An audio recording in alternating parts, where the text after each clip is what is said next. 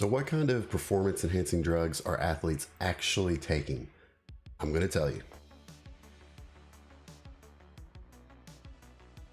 First of all, I'm just a dude on the internet, okay? I'm not a doctor. I'm not a registered dietitian.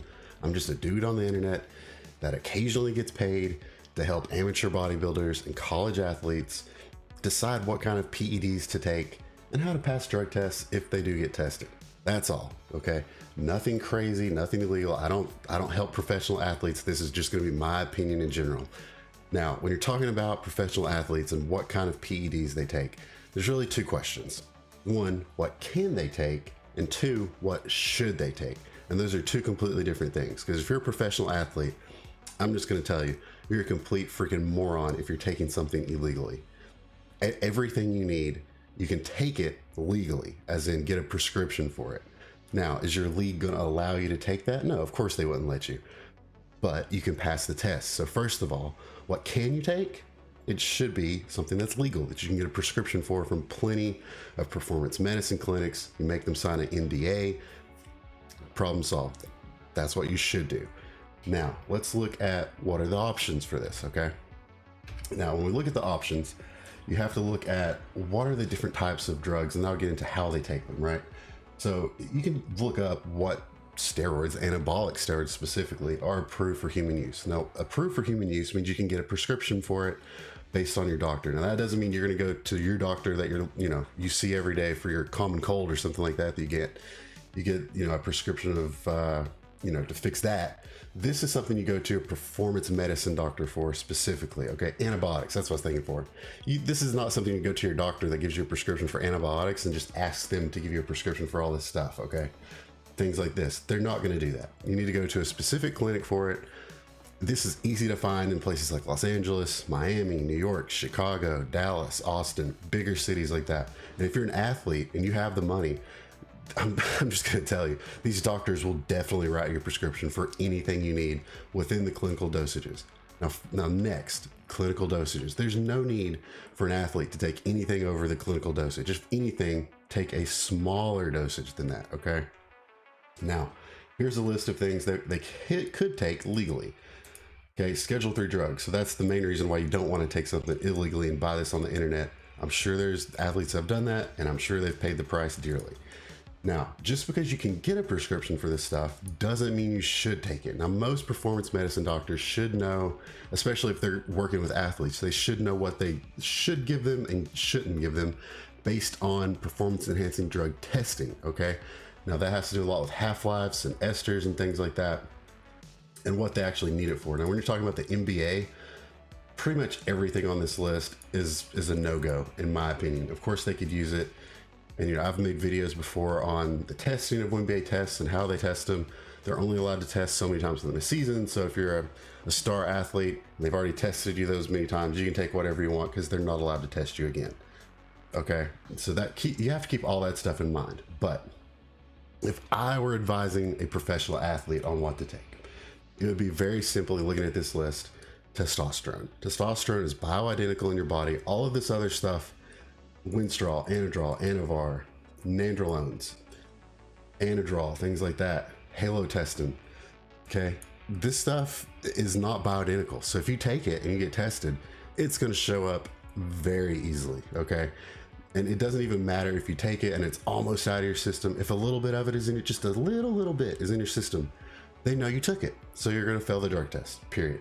But testosterone, they test it by ratios, okay? So if you take a testosterone like enanthate, that's it. That has a half-life of 7 days. So every 7 days, the amount you took is in half in your system, right? And I have a video on that too.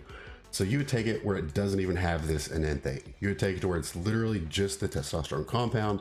It's in and out of your system within a matter of hours. You would take it when you're not getting tested at night. You would reap the benefits of the testosterone. And if you were tested at a certain point, you would be able to know what the ratios were, and you could get around the timing of the test to where there's a good chance they're not going to catch you.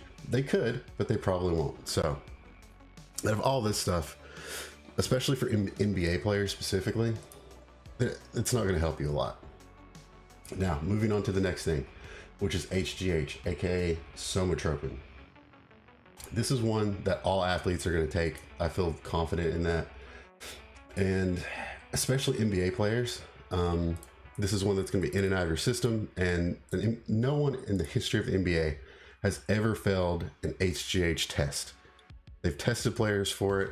They're allowed to do like two to three tests, I think, and it's blood tests too. So the timing of it, it's not like they can take it right before a game, right? No one's ever failed an HGH test. NBA players are absolutely taking HGH for sure. If I was advising them, this is the first thing I would go to. Would be, I wouldn't even tell them to take testosterone. I'd be like, yeah, we'll cross that bridge when we get to it. See if their test levels are fine to work with. Cool. HGH, that's where they go. Next, all the bodybuilders know this, and I'm sure some doctors do too. I've heard multiple doctors that have no work within the performance medicine industry, and they know that insulin is the most anabolic hormone in your body. Now, athletes, I feel very positive when I say they use insulin to their advantage. Okay, they take insulin to essentially shuttle nutrients to their muscles quicker than if they didn't. Now, of course, you produce insulin naturally, but if you add in more insulin, that means you can take in more food, more nutrients, and you recover quicker. Simple as that. Now, I know they take it, and for bodybuilders that are listening to this, you know what happens when you combine HGH with insulin. It produces IGF. It spikes your insulin-like growth factor through the roof, and you reap tons of benefits. That's the whole reason you take HGH in the first place. Your body converts it in the liver to IGF, insulin-like growth factor, and you get all of these awesome benefits from it. Now, if you take HGH with insulin, it just bumps it up even more, like threefold, okay? So they know this. If they have someone advising them, like myself or whoever, that's what they would tell them to do. I feel very confident in the fact that they're telling them they're using insulin, okay? Next up is Inquires, which is essentially just skipping those steps that I just mentioned and going straight to IGF. I'm sure you guys have heard of IGF LR3. They're not going to take that. That's stupid. You get caught with that. But when you take Inquires, which is straight IGF, it's going to be expensive. Athletes can afford it, and they're going to get insane benefits from it. Okay. Now, as far as all this stuff goes, they're probably going to use the HGH first, then the insulin. Inquires, it is to the point where it's so expensive, some athletes might not be able to afford it, but then they're going to go into peptides, things like that. The only person that's ever been caught with a peptide that I know of is Jody Meeks, which I've put on here before, and he took a peptide that there's no need for you to even take. The only peptides that most people are going to take are going to be something like TB500, which I feel, I'm not going to accuse anyone of taking it, but it's a healing protein. It's good for it's good for joints, tendons, things like that. It does help with blood circulation as well. It is good for recovering your heart, which is sort of not what they're going to be taking it for. But BPC 157, this is another injectable peptide.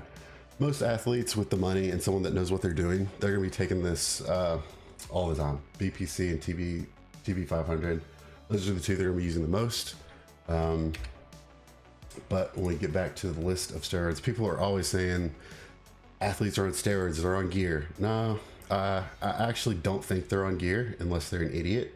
What they're actually on is HGH, insulin, and peptides. So next time you hear someone say, oh man, LeBron's just on gear, or this guy's just on gear.